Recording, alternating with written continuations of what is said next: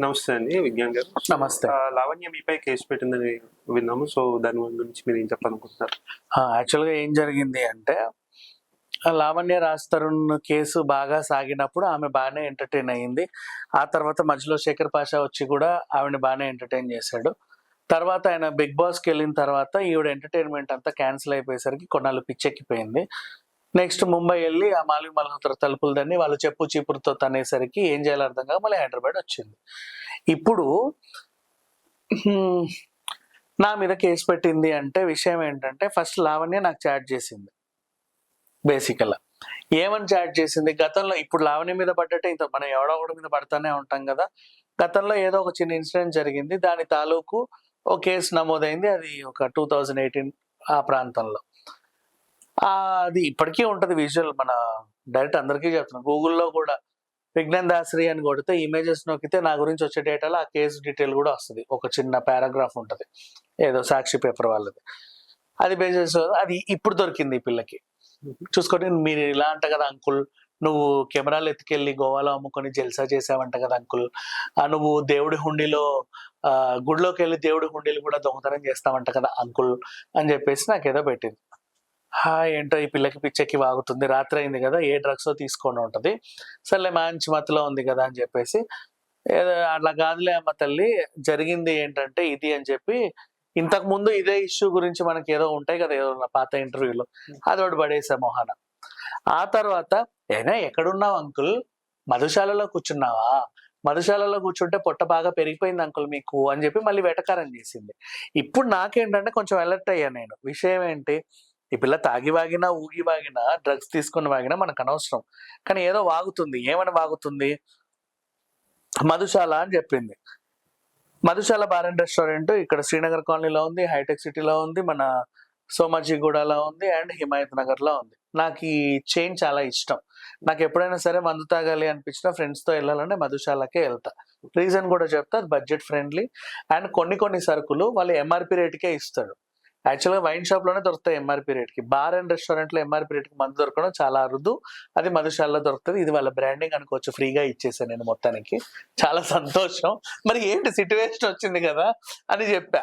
ఇప్పుడు అసలు విషయంలోకెళ్తే, లావణ్యల మధుశాల పేరింది. నేను ఆ మధుశాలకి చాలా రేర్‌గా నాకు తెలిసిన కొంతమంది ఫ్రెండ్స్‌తోనే వెళ్తా. అంటే కొంతమంది మామూలు దగ్గర వాళ్ళతో. అయితే ఇప్పుడు నాకొచ్చిన అనుమానం ఏంటంటే, ఈ దగ్గర వాడు ఎవడో చెప్తే గాని దీనికి తెలీదు కదా లావణ్యకి అని నాకొక ఇది. సరే ఎవడు చెప్పుంటాడు ఏంటా? సరే ఈ పిల్లనే కాసేపు ఎంటర్‌టైన్ చేస్తే అసలు ఆడి పేరెవడో బయటికొస్తది కదా అని నేను చాట్ కంటిన్యూ చేశా. ఇదే చెప్పా ఆ పిల్లకి కూడా. మధుశాలకెళ్ళి కూర్చోవాల్సిన అవసరం లేదమ్మా. నాకిక్కడ హైదరాబాద్‌లో 6 ఫ్లాట్‌లున్నాయి. రోజుకో ఫ్లాట్‌లో తాగినా కూడా నాకు వారం గడిచిపోద్ది. ఎప్పుడన్నా ఆదివారాలు ఖాళీగా ఉంటే మధుశాలకెళ్తా. ఈసారి నీకు చెప్తా ఖచ్చితంగా ఏ టైంకెళ్తున్నానో. ఇది సంగతి. అండ్ అయినా సరే మధుశాలకు ఎందుకెళ్తా అంటే రెగ్యులర్‌గా వెళ్ళను.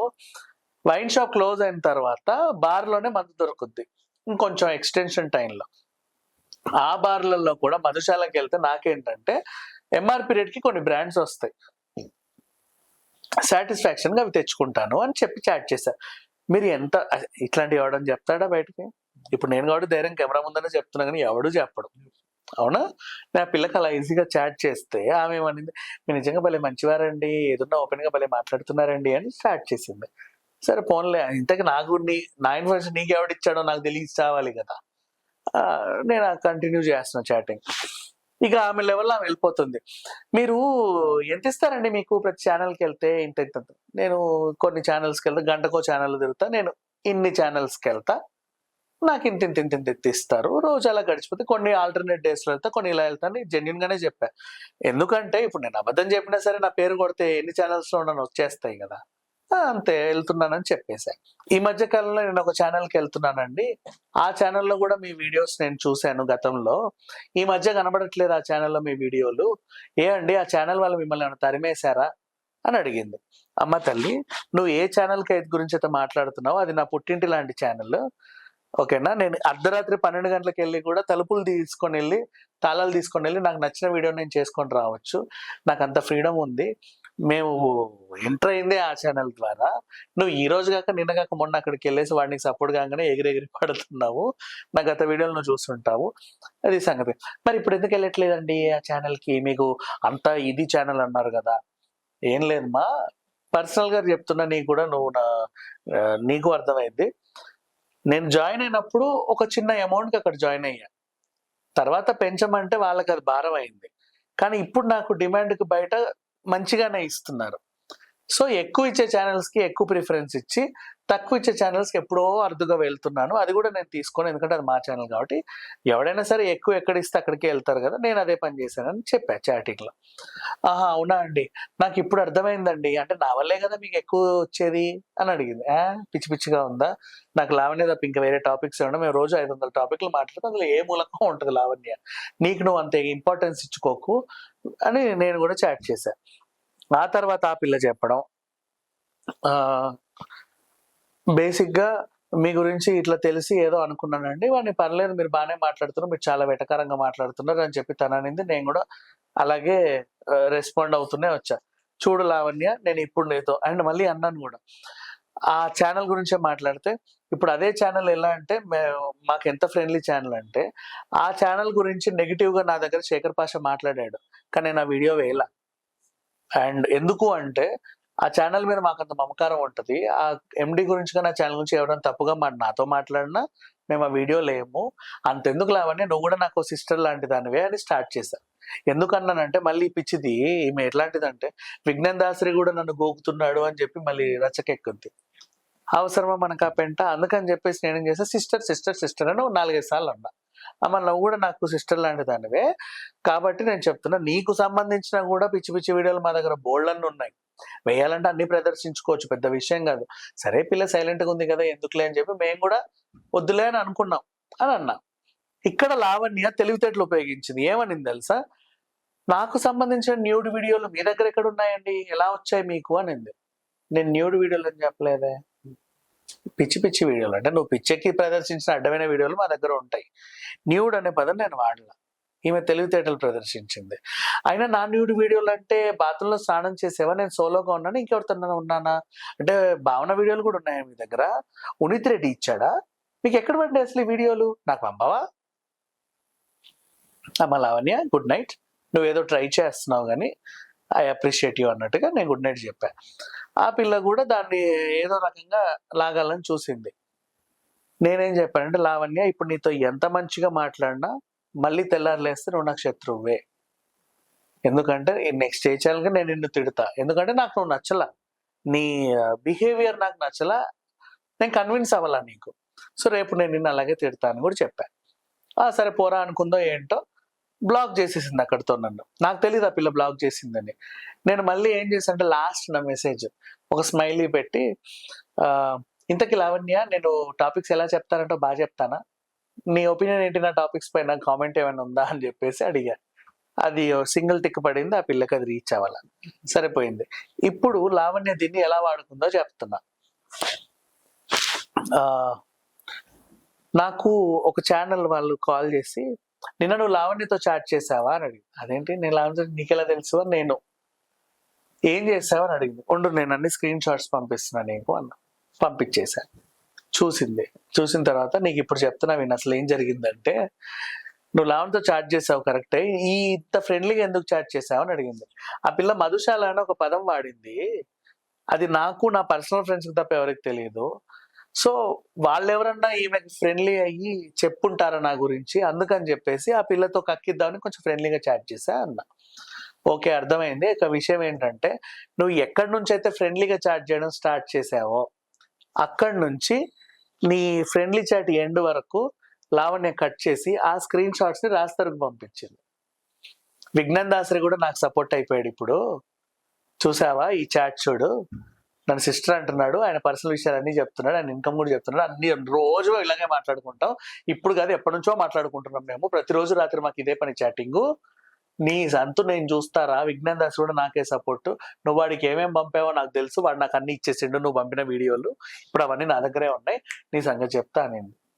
రాస్తానికి అర్థం కాలే, నేనేం పంపా విజ్ఞాన్కి, ఇదేం మాట్లాడుతుంది అసలు ఏంటి, అయినా విజ్ఞాన్ వీడి దీంతో చాట్ చేయడం ఏంటి అని చెప్పి వాళ్ళకి చెప్తే, వాళ్ళు కాస్త ఆ ఛానల్ వాళ్ళకి కాల్ చేసి, అదేంటండి విజ్ఞాన్ దాసరి గారు కూడా యూటర్న్ తీసుకున్నారంట. చిచి అట్లాంటిదే ఉండదే, మీరు ఏదో తప్పుగానే ఉంటారు, కావాలి చాటింగ్ చూడండి. ఆవిడ చూసింది, చాటింగ్ లో కూడా ఏదో తేడా అనిపిస్తుంది నాకు, నేను విజ్ఞాన్తోనే మాట్లాడితే పెట్టేయండి. నాకు కాల్ చేస్తే నేను మొత్తం చెప్పిన తర్వాత ఆవిడ చెప్పిన విషయం, నువ్వు చేసింది ఇంతవరకు రాస్తంతో వాడుకుంది. నెక్స్ట్ ఏం చేసింది, నా న్యూడ్ వీడియోలు నీకెక్కడివి, నా న్యూడ్ వీడియోలు నీకెక్కడివి అనింది కదా ఇంటెన్షన్ గా తనే. అక్కడి నుంచి కట్ చేసి నార్సింగి పోలీస్ స్టేషన్ పంపింది. ఆమె ఫ్రెండ్లీ ఎస్ఐకి పంపి, పలానా విజ్ఞాన్ దాసరి నా న్యూడ్ వీడియోలు వాడి దగ్గర ఉన్నాయి, నన్ను బెదిరిస్తున్నాడు అండి, నాకు ఏం చేయాలో అర్థం కావట్లేదు, నాకు చాలా డబ్బులు డిమాండ్ చేస్తున్నాడు, అంత వాడికి ఇచ్చుకునేంత నాకు లేదండి అలా అని చెప్పి నేను పరువు కూడా పోగొట్టుకెళ్ళి నేను ఆత్మహత్య చేసుకుని నేను చున్నీ కడుతున్నా స్టూల్ తంతున్నా అని అక్కడ చెప్పాను. ఆ ఎస్ఐ నాకు ఫోన్ చేసి, ఒరే నీ పేరు విజ్ఞాన్ దాసరియే కదా, నువ్వు అర్జెంటుగా మా స్టేషన్కి వచ్చాయి. ఎందుకు రావాలి, నీ మీద కంప్లైంట్ వచ్చింది, నువ్వు రావాలి. ఏయ్ ఎవడిచ్చాడు కంప్లైంట్, ఎవడిస్తే అంటే నీ మీద కంప్లైంట్ వచ్చి నువ్వు రావాలి. పిచ్చి పిచ్చి వేషాలు నువ్వు ఎస్ఐ అయితే నాకేంటి, ఎవడైతే నాకేంటి. నేను మాట్లాడింది అదే. ఎవడు పడితే వాడు నీ దగ్గరకు వచ్చి ఏది పడితే కంప్లైంట్ ఇస్తే నువ్వు నన్ను ఎలా పిలుస్తావు? ఎవరు పడితే వాళ్ళు రాలేదు, నీ మీద కంప్లైంట్ ఇచ్చానే మేము చేసాము. పిచ్చి పిచ్చి వేషాలు కానీ తప్పై ఉంటుంది, మీరు ఇంకోసారి సరి చూసుకోండి. ఎట్లా తప్పవుతుంది?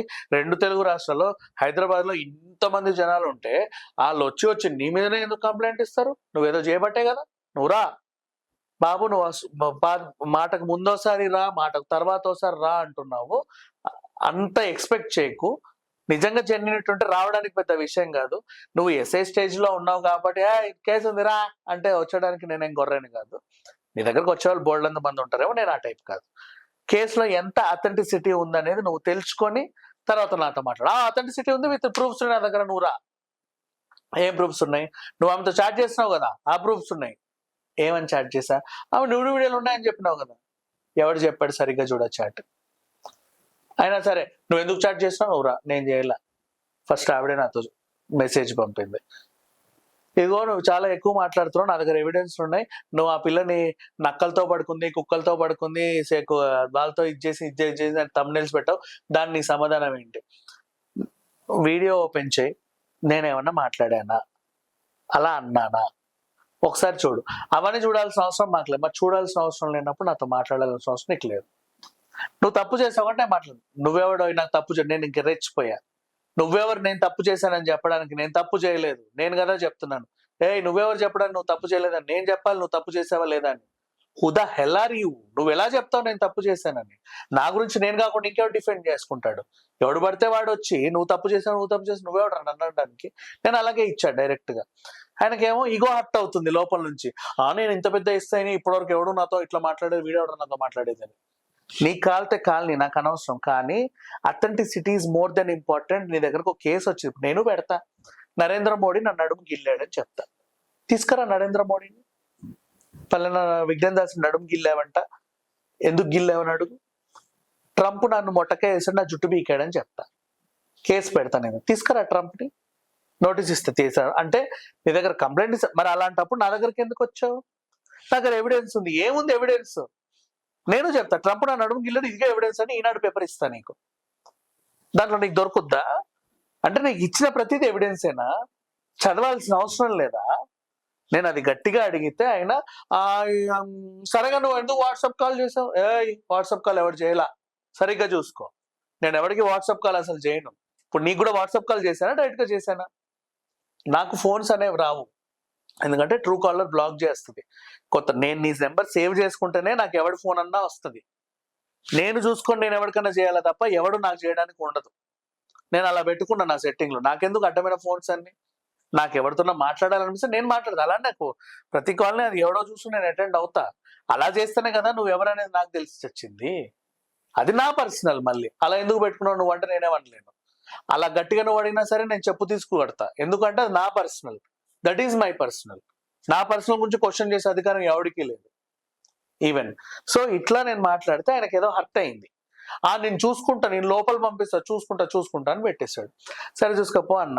తర్వాత ఒక కాసేపు అయిన తర్వాత నాకేమనిపించిందంటే, ఇప్పుడు విషయం ఏంటి, ఇప్పుడు మన గురించి ఒక మనిషి మాట్లాడినా ఏమన్నా అనుకోవచ్చు, ఓ ఆడపిల్ల మాట్లాడినా, ఒక మగాడు మాట్లాడినా, ఒక కుక్క పిల్ల మాట్లాడినా, ఓ వస్తువు మాట్లాడినా, ఓ చెట్టు మొట్ట మాట్లాడినా ఏమన్నా అనుకోవచ్చు.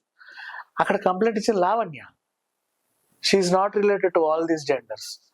సో అందుకని చెప్పేసి ఆ పిచ్చిది ఏదో చెప్పింది కదా అని చెప్పేసి నేను ఎస్ఐతో గొడవ పడ్డం ఏంటి, ఎస్ఐ నాతో గొడవ పడ్డం ఏంటి? ఇప్పుడు ఆయన ఏమనుకుంటాడు, ఈ నా కొడుకుని ఏదో ఒకటి చేయాలి ఆయన అనుకుంటాడు. నేను మాత్రం ఎందుకు ఖాళీ రూమ్ ఉంటా? నేను ఆ ఎస్ఐ మీద సిపికి కంప్లైంట్ ఇస్తా, నేను హోమ్ మినిస్టర్ దగ్గరికి వెళ్ళి కంప్లైంట్ ఇస్తా. ఇప్పుడు అవసరం ఏంటి? అయితే నేనన్నా జైలుకి వెళ్ళాలని వాడు చూస్తాడు, ఆయనన్నా సస్పెండ్ చేయాలని నేను చూస్తా. అంతేనా కదా? రైట్. ఇప్పుడు ఇక్కడ లావణ్య మా ఇద్దరికి చిచ్చు పెట్టింది, అవసరం ఏంటి అని నేను ఆలోచించి మళ్ళీ ఆయనకు కాల్ చేశాను. సరే ఇందాకేదో మాట్లాడి ఉంటాను, మనసులో పెట్టుకోకు, ఆ పిల్ల ఫేక్, కొంచెం మీరైనా సరే అన్నట్టు నేను చెప్తే, వీళ్ళ గురించి మాకు అంతా తెలుసు, నీ సంగతి నేను చూస్తా, అదేదో బంజారీల్స్ ఏదో కేసు ఉన్నట్టుంది, ఏంటది కేసు నెంబర్ ఎంత, పోతావు లోపల పోతావు, నేనేందో నీకు చూపిస్తాను కేసు పెట్టాడు. సో ఇప్పుడు నాకు ఇన్న ఇంటెన్షన్ ఏంటి? లావణ్య కేసు పెడితే ఏ కేసు అయినా తీసుకుంటున్నారు, మా మీద కేసు తీసుకోవట్లేదు అని చెప్పేసి శేఖర్ భాష అన్న విషయం, చాలా మంది అన్న విషయం కరెక్టే కదా.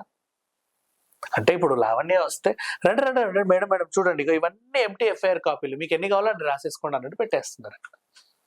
ఆవిడ ఎన్ని ఎఫ్ఐఆర్లు పెడితే వాళ్ళందరికీ ఫోన్లు చేసి పిలుస్తున్నారు. అలా అని పిలవడానికి ఏం లేదు, నువ్వు ఎంత పోలీస్ అని సరే నీకు ఒక అధికారం ఉంటుంది. ఒకటి చెప్తున్నా ఓపెన్ గా, నీకు ఒక అధికారం ఉంది కదా అని చెప్పి నువ్వు ఎక్కడి నుంచి అన్నా తీసుకురావచ్చు మనిషిని, 10 మంది కానిస్టేబుల్ ని పంపి వాళ్ళు లాక్కురంటారని తీసుకొస్తాం. తీసుకొచ్చి ఏం చేస్తాం, సాటర్డే సండే మండే ట్యూస్డే ఇట్లా హాలిడేలు ఉన్నాయి కదా, నిమజ్జనాలు ఉన్నాయి కదా, కోర్టు ఉండదు గీట్ ఉండదు అని చెప్పి తీసుకొస్తావు. నువ్వు నేను అసలు అరెస్టే చేయలేదండి అని కూడా నిరూపించుకుంటావు. కానీ తీసుకొచ్చి కొట్టిన కొట్టుడు కొట్టకుండా, తిట్టకుండా తిడతావు, కొడతావేమో తర్వాత సంగతి, నీ ఇన్ఫ్లుయెన్స్ ఉపయోగించి. కానీ అది ఎంతసేపు? ఆ తర్వాత వాడు ఏంటో నీకు లొంగుతాడా? పోనీ అంతకు ముందైనా సరే ఇప్పుడైనా సరే నేనేమన్నా లొంగుతానా? లేదు కదా. నువ్వు ఎంతవరకు అయితే నీ ఈగో చూపిస్తావో అంతకంత ఈగో మనకు కూడా ఉంటది కదా. నిన్ను సర్వనాశనం చేయడానికి నేను చూస్తాను, నిన్ను సస్పెండ్ చేయడానికి నేను చూస్తాను చెప్పి సిపి దగ్గరికి వాళ్ళ దగ్గర వీళ్ళ దగ్గరికి వెళ్ళి కంప్లైంట్స్ మనము పెడతాం. కానీ ఈ పెంటంతా ఎందుకు? ఎవరు పెట్టారు? లావణ్య పెట్టింది. అంత అవసరం అది వాళ్ళకు కూడా తెలియదు, వాళ్ళకి తెలిసి ఇది ఫేక్ అని. అయినా సరే ఏదో రుబాబు, మనం గట్టిగా మాట్లాడాం కదా అని వీడియో ఆర్డర్ నాతో గట్టిగా మాట్లాడడానికి వాళ్ళకు ఈగోలు ఉంటాయి, మనకి ఉంటాయి, ఈగోలు అందరికీ ఉంటాయని A to Z. సరే ఇక వ్యవహారం అయిపోయింది. నెక్స్ట్ ఇప్పుడు ఇక అసలు విషయంలోకి వెళ్తే, ఈ లావణ్య అనే అమ్మాయి ఎంతమందికి ఎన్ని రకాలుగా చిచ్చు పెట్టినా ఏం చేసినా నా దగ్గర ఉండాల్సిన ఎవిడెన్స్ కూడా మన దగ్గర ఉంటాయి. ఎందుకు ఆ పిల్లని మనం వ్యతిరేకించాలి? మన దగ్గర ఏదో సోర్స్ ఉంది. ఇప్పుడు కరాటే కళ్యాణి అనే ఆవిడ ఆల్రెడీ ప్రీతిని తీసుకెళ్లి మహిళా కమిషన్ లో కేసు పెట్టింది. అది మళ్ళీ ఈ 9 తీసుకున్నారు, నెక్స్ట్ మంత్ 9కి మళ్ళీ విచారణ ఉంది. మహిళా కమిషన్ లో ఒక మహిళ మీద కంప్లైంట్ వెళ్ళింది. అదొక అరుదైన రికార్డు, అది లావణ్య సాధించింది. నిజంగా మహిళలకైనా కష్టం వస్తే వాడిలా అన్నాడు వీళ్ళని చెప్తారు. మహిళా కమిషన్ లో ఇంకో మహిళ మీద కేసు పెట్టడం, అదే మహిళా కమిషన్ కూడా మన దగ్గర ఉన్న ఎవిడెన్స్ అన్ని పెట్టాం. అసలు లావణ్య గురించి మనం ఏం పెట్టాల్సిన అవసరం లేదు. ఆ పిల్లని పోనీలేని వదిలేసిన తర్వాత ఇంతవరకు గెలుక్కున్న తర్వాత, అండ్ లావణ్య పిచ్చిదానికి తెలియదు, నేను ఇన్ని ఛానల్స్కి వెళ్తాను లిస్ట్ పెట్టినప్పుడే దాని ఇండైరెక్ట్ అర్థం ఏంటి? నీకు సంబంధించిన ఎవిడెన్స్ అన్ని ఇన్ని ఛానల్స్ ఆల్రెడీ ఇచ్చేసి ఉన్నావు, అన్ని రికార్డెడ్ ఎవిడెన్స్ ఈ రోజు కాకపోతే రేపైనా రిలీజ్ అయిపోతాయి అని నువ్వేం మాట్లాడతావు? అంటే సరే ఇప్పుడు ఫర్ ఎగ్జాంపుల్ నిన్ను చూసి రాస్తరుని ఏదో అయ్యాడు, ఓహో ఈ పిల్లిలా చేస్తుందని నెక్స్ట్ మోతాదు పెంచి శేఖర్ భాష ఆల్రెడీ అలర్ట్ అయ్యి నీ గురించి అన్ని పెట్టాడు. శేఖర్ భాష లోపలికి వెళ్ళాడు. శేఖర్ భాషని కూడా చూసాం కాబట్టి మనం ఇంకెంత అలర్ట్ అవుతాం. అందుకని చెప్పి ఇంకా అడ్వాన్స్డ్ గా ఉన్న ఎవిడెన్స్లన్నీ అన్ని ఛానల్స్ లో మనం ఇచ్చేసుకొని ఆల్రెడీ ఉన్నాం. ఈ పిల్ల ఎలాంటి స్టెప్ తీసుకున్నా, ఏం చేసినా, ఎవరేమనుకున్నా సరే అన్ని బయటకు వచ్చేస్తాయి. పెద్ద విషయం కాదు. అవి ఎందుకు దాచుంచుకున్నాము అంటే, రాస్తారని మాట్లాడిన తర్వాత ఒక్కసారి రిలీజ్ చేస్తే పాపం పిల్లోడికి సపోర్టివ్ గా ఉంటుంది అని చెప్పి ఉంచాం మనమే. అన్ని ఛానల్స్ లో ప్రైవేట్ లో ఉన్నాయి, ఇప్పుడు ఈ ఛానల్లో కూడా ప్రైవేట్ లోనే ఉన్నాయి. 29 వీడియోలు ఉన్నాయి ప్రైవేట్ లో. అవి రిలీజ్ చేయడానికి పెద్ద విషయం కదా, విత్ థంబ్నెయిల్స్ తో సహా SEO అంతా రెడీ అయి ఉన్నాయి. జస్ట్ షెడ్యూల్ పెట్టి రిలీజ్ చేయడమే. ఆగాం అంతే. పిల్లోడు పాపం అంటే 3 సినిమాలు ఉన్నాయి కదా, ఆగాడు కదా. రేపు ప్రెస్ మీట్ పెట్టిన తర్వాత అప్పుడు వాడు బయటకు వచ్చిన తర్వాత ఏదో మాట్లాడితే సపోర్టివ్ గా ఉంటాయి కదా. ఒక్కసారి ఇవన్నీ విడుదల చేసామనుకో బాగుంటది, ఇంకా తర్వాత ఎవడు మాట్లాడడానికి ఉండదు. అందుకు కొంచెం పెట్టాం. కానీ ఈ లావణ్య చేసే పనులకి ఇప్పటికిప్పుడే రిలీజ్ చేయాలన్నట్టుగా ఉంది, అది సంగతి. సో ఓవరాల్ గా నార్సింగి పోలీస్ స్టేషన్ నాకు ఫోన్ అయితే చేయించింది. ఫోన్ చేయించినంత మాత్రాన, బెదిరించినంత మాత్రాన లావణ్య అనే ఆవిడ్ని మనం ఎప్పుడు కూడా కేర్ చేయము. మనమనే కాదు, ఎవరూ కేర్ చేయరు. ఎందుకంటే ఆ పిల్ల బయటికి వెళ్ళినప్పటి నుంచి లోపల ఇంటికి వచ్చే వరకు ప్రతి ఒక్కరు అడుగడుగున ఊస్తానే ఉంటారు. అదేదో వాచ్ ఉంటుంది చూడు, మనం ఎన్ని స్టెప్లు వేసాము బయట నుంచి లోపలికి వచ్చేసరికి, అవునా? ఓ 10,000 స్టెప్స్ వేసామని అందులో ఉందనుకో, 10,000 సార్లు ఆమె మొహం మీద ఉమ్ములు పడే ఉంటాయని దాని అర్థం. అడుగడుగున మొహం మీద తూ తూ తూ అని అందరూ ఊస్తానే ఉంటారు. దూరంగా ఉంటే రాళ్ళు పెట్టి ఇసురుతారు, చెప్పులు పెట్టి ఇసురుతారు. ఆ పోనీ ఏదైనా సూపర్ మార్కెట్ ఉంటే కోడిగుడ్లు టొమాటోలతో కొడతారు. అది ఆ పిల్ల పరిస్థితి. అంతేగాని ఎవడు కూడా అరే లావణ్య, అయ్యో లావణ్య అని ఎవరు అనరు. అనరు కూడా. ఈ జన్మకే కాదు, ఈ లావణ్యకి నిజంగా మనిషికి 7 జన్మలు ఉంటాయి, లావణ్యకి కూడా 7 జన్మలు ఉంటాయి. 7 జన్మల్లోనూ కూడా ఈ పిల్ల ఇలాగే ఊయబడుద్ది, ఇలాగే తోయబడుద్ది. అది ఆ పిల్లకున్న తత్వం, ఆ పిల్ల నేచర్ అలాంటిది, ఆ పిల్ల జన్మ లాంటిది. దాన్ని ఇంకెవడూ బాగు చేయలేడు. అలాంటి పిల్ల వచ్చి విరుచుకు పడతాను అంటే పాపం రాస్తాను అంటావా, నా సినిమాలు ఉన్నాయి కాబట్టి నేను ఆగైనా, నా పిల్లోడు ఉన్నాడు. శేఖర్ భాష అంటావా, ఎంత పురాణ, అయ్యో పాపం బిగ్ బాస్ వచ్చిందని వెళ్ళిపోయాడు. మనమైనా కరాటే కళ్యాణ్ అయినా, నేనైనా, ఇంకెవడైనా ఎందుకు ఊరుకుంటారు? ఎవరు ఊరుకోరు కదా. And at the same time ఆ పిల్ల నేను శుద్ధపూసని అని చెప్పుకోవడానికి కూడా ఏం లేదు. ఎందుకంటే నాకు సంబంధించిన అన్ని మన దగ్గర ఉన్నాయి, అన్ని ఛానల్స్ లోనే ఉన్నాయి. అంటే రిలీజ్ చేసుకోవడం అంతే. జస్ట్ ఆగుతున్నాం, రాస్తాను. 3వ సినిమా కూడా కొంచెం కొలిక్కొచ్చి మారుతుంది, అయిపోయింది ఆల్రెడీ. పాజిటివ్ టాక్ వచ్చి సినిమా కూడా హిట్టే. ఇప్పుడు ఆ పిల్లోడు ఇంటర్వ్యూ ఇస్తే కొంచెం మనం హైప్ ఇద్దాం అనేసి, ఈ లోపు ఈమె పెట్టుకోవాల్సిన పెంట్ అంతా పెట్టుకుంటుంది. దాన్ని ఎవడు కాపాడలేడు.